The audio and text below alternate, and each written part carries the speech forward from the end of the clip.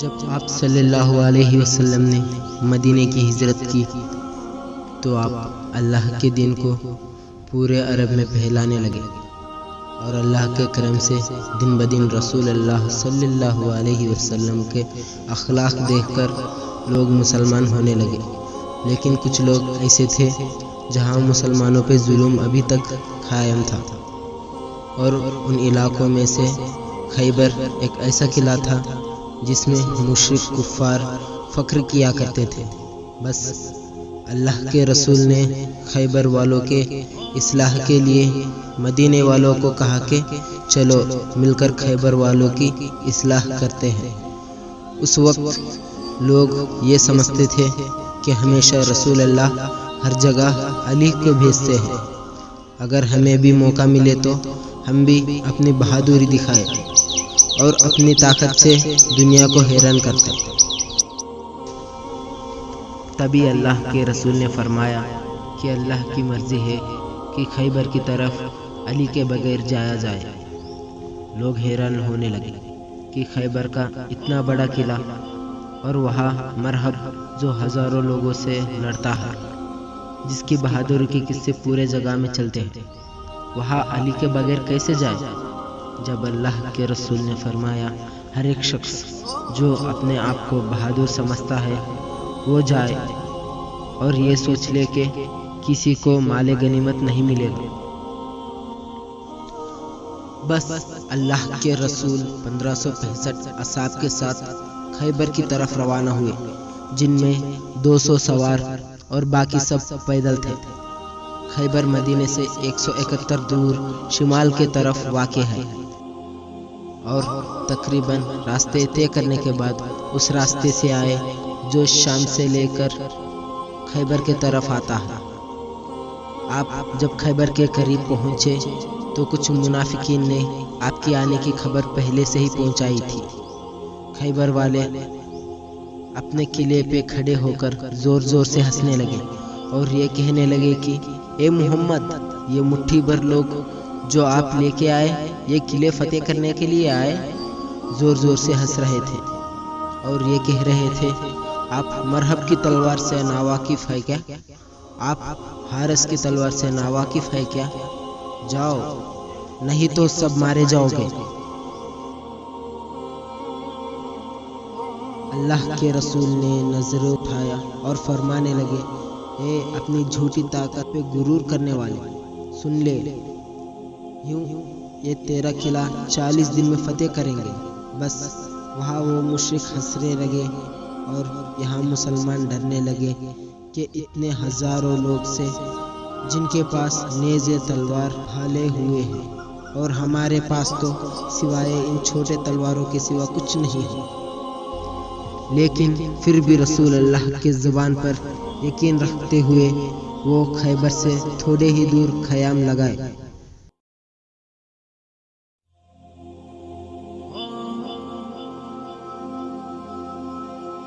خیبر والوں نے کہا دیر کس بات کی، ان مٹھی بھر لوگوں کو مار دیتے ہیں۔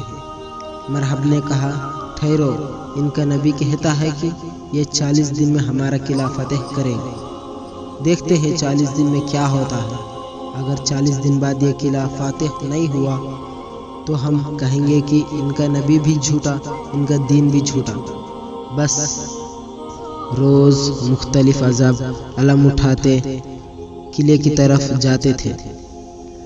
سلائی کہتے تھے ٹھہرو مرحب آ رہا ہے، تو وہ لوگ بھاگ جاتے تھے، تو وہ مشرک مسلمانوں پہ ہنستے رہتے تھے۔ یہاں تک کہ 39 دن گزر گئے، مسلمانوں کے پاس کے پورے کھانے کی چیز ختم ہو گئے، اور مسلمان بھوک سے تڑپ رہے تھے، اور بار بار اللہ کے رسول سے کہہ رہے تھے یا رسول اللہ، یہ قلعہ فتح کرنا ناممکن ہے، کیونکہ ان کے پاس مرحب ہے جس سے کوئی جیت نہیں سکتا۔ تو جب رسول اللہ نے فرمایا کل 40واں دن ہے اور کل میں علم اس کو دوں گا جو کرار ہوگا اور غیر فرار ہوگا، اور اس کے ہاتھوں میں اللہ کی طاقت ہوگی، اور وہ یہ قلعہ فتح کرے گا اور مرحب کو 2 ٹکڑے کر دے گا۔ اور رات ہوئی، اللہ کے رسول مصلی پہ اللہ سے مدد مانگ رہے تھے، تو اتنے میں جبرائیل علیہ السلام نازل ہوئے اور فرمانے لگے کہ اے اللہ کے محبوب، اللہ کا حکم ہے کہ پکارو علی کو، جس سے یہ بات ظاہر ہوتی ہے تم اس کو ہر مشکل میں اپنا مددگار پاؤ گے۔ بس اللہ کے رسول نماز فجر کے بعد صحابوں سے کہنے لگے، علی کہاں ہے؟ تو صحابوں نے کہا، یا رسول اللہ، ان کے آنکھوں میں درد ہے اور وہ مدینے میں ہے۔ اور رسول اللہ نے کہا، مجھے اللہ کی طرف سے یہ خبر ملی ہے کہ عنقریب علی ہمارے ساتھ ہوگے۔ بس علی کا نام سنا تھا، صحابے میں چہرے پہ تبسم آنے لگی، بس اب جھوم ہی رہے تھے۔ اتنے دیر میں امام علی علیہ السلام اللہ کے رسول محمد صلی اللہ علیہ وسلم کے خدمت میں حاضر ہوئے اور فرمانے لگے، اے مولا، کیا حکم ہے آپ کے اس غلام کے لیے؟ اللہ کے رسول نے مسکراتے علی کی طرف دیکھا تو ان کے آنکھ بے انتہا درد میں تھے۔ آپ نے اپنا لب دہن علی کے آنکھ میں ڈالا، بس رسول اللہ صلی اللہ علیہ وسلم کی لب دہن کے برکت سے امام علی علیہ السلام کی آنکھوں کو شفا مل گئی۔ اللہ کے رسول نے امام علی علیہ السلام سے فرمایا، اے علم لو، جاؤ اس خیبر کے قلعے کو فتح کر دو۔ بس اللہ کے رسول کا کہنا ہی تھا، امام علی علیہ السلام علم لے کے خیبر کے قلعے گئے اور فرمانے لگے، لا الہ الا اللہ محمد الرسول اللہ۔ وہ مشرک قلعے کے اوپر کھڑے ہو کے کہنے لگے کہ اے نوجوان، کیوں اپنے موت کو بلاتے ہو؟ جاؤ، تم سے پہلے بھی بہت سے لوگ صرف مرحب کا نام سن کے بھاگ جاتے تھے اور ہار مان لیتے تھے۔ اتنے دیر میں علی علیہ السلام نے لکڑی کے علم کو ساتھ میں پتھر تھا اس میں گاڑ دیا۔ بس مرحب حارث سب حیر سے دیکھ رہے تھے کہ یہ لکڑی کا علم پتھر میں کیسے گیا۔ تو خیبر کے نزویہ کہا، اس میں حیرت کی کوئی بات نہیں، ہم آسمان میں دیکھ رہے ہیں 7000 سال بعد جب ولاد اور وسط کے ستارے ایک ساتھ کھڑے ہوتے ہیں تو زمین کے پتھر موم بن جاتے ہیں۔ لگتا ہے یہ بہت بڑا نظومی ہے، اس کو معلوم تھا یہ وہی لمحہ ہے، تبھی اس نے ایسا کیا۔ ابھی یہ بات چل رہی تھی، امام علی علیہ السلام نے اس علم کو نکالا، پھر سے اس پتھر میں گاڑا، پھر اٹھایا، پھر پتھر میں گاڑا، پھر اٹھایا، پھر پتھر میں گاڑا۔ مرحب پوچھنے لگا، پھر یہ کیا ہے؟ تو نجومی کہنے لگا، یہ بات ہماری سمجھ سے بلند ہے۔ جیسے یہ علم اٹھاتا ہے ویسے ویسے یہ ستارے حرکت پاتے ہیں۔ لگتا یوں ہے کہ یہ ستاروں کو نہیں بلکہ ستارے اس کی دیکھ کر چل رہے ہیں۔ بس اتنے دیر میں مرحب کا بھائی حارث کہنے لگا، مرحب آپ تکلیف نہ کریں، اس کو تو میں ہی مار دوں گا۔ جیسے ہی حارث اپنا لباس تلوار لے کے قلعے سے باہر گیا اور کہنے لگا، میں حارث ہوں اور بھاگنا چاہتے ہیں تو بھاگ جاؤ۔ امام علی علیہ السلام نے فرمایا، اے شخص، نہ ہم بھاگنے آئے ہیں نہ ہم کسی کو قتل کرنے آئے ہیں، ہم تو صرف یہ چاہتے ہیں تم اپنی اصلاح کرو اور اللہ کے دین کو قبول کرو، دنیا اور آخرت میں سرخرور رہو۔ اتنی دیر میں حارث نے جیسے ہی وار کیا، امام علیہ السلام نے اس وار کو روکا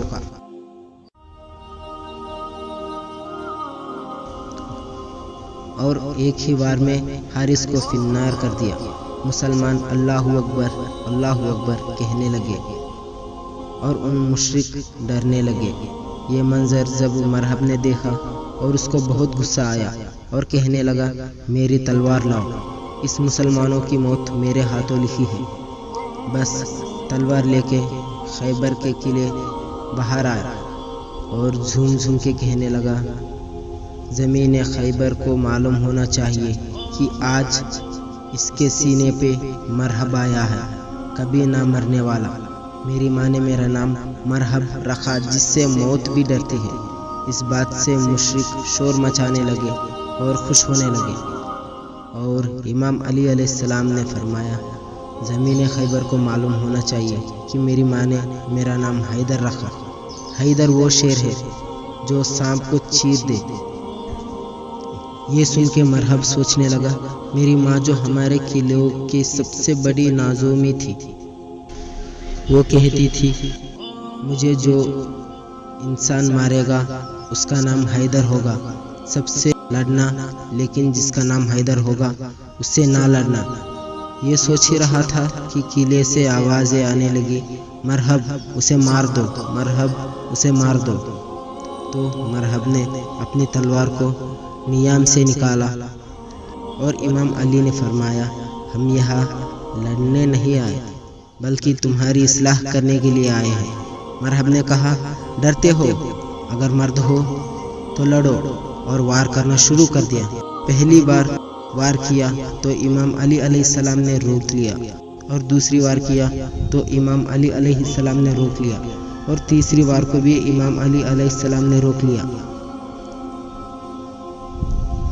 اور چوتھی بار جب وار کرنے آیا تو امام علی علیہ السلام نے پلٹ کے جب وار کیا تو وہ وار مرحب کے سر سے لے کر پاؤں تک آ رکا۔ سارے مشرک دیکھ رہے تھے، وہ لگا کے چک گیا۔ اتنی دیر میں مرحب کا سیدھا حصہ سیدھے طرف اور بایاں حصہ بائیں طرف گر گیا۔ بس مسلمان اللہ اکبر کہنے لگے اور مشرک رونے لگے۔ اتنی دیر میں جیسے ہی خیبر کے قلعے کا دروازہ بند کرنا چاہا، جو وہ دروازہ 40 اونٹ اور 40 ہاتھی کی مدد سے بند کیا جاتا ہے، امام علی علیہ السلام نے اس دروازے کے قریب آئے اور اس دروازے کو اپنے ہاتھ سے پکڑا اور اس کا آدھا حصہ فضا میں پھینک دیا اور آدھا حصہ اپنے ہاتھوں سے پکڑا، اور تمام مسلمانوں سے فرمایا جاؤ سارے مسلمان قلعے میں داخل ہو جاؤ۔ جب مسلمان جانے لگے تو امام علی علیہ السلام نے دروازے کو پکڑے ہوئے تھے۔ جب اتنے ہی دیر میں اللہ کے رسول محمد صلی اللہ علیہ وسلم اپنے مبارک گھوڑے کے مبارک قدموں سے اس دروازے سے جانے لگے تو امام علیہ السلام کے ہاتھ کانپنے لگے۔ اصحاب نے پوچھا یا علی، ہم سینکڑوں لوگ دروازے کے اوپر سے جا رہے تھے تو آپ کے ہاتھ نہیں کانپے؟ جب اللہ کے رسول دروازے کے اوپر سے گئے تو آپ کے ہاتھ کیوں کانپ رہے ہیں؟ تو امام علی علیہ السلام نے فرمایا کہ محمد کے بدن سے نبوت کا وزن بہت بھاری ہے، اور اس طرح یہ جنگ خیبر بھی مسلمانوں نے فتح کر لی، اور اس جنگ کے فتح کے سہرے بھی علی ابن طالب کے سر آ گئے۔ سلام ہو شیر خدا علی ابن طالب پہ۔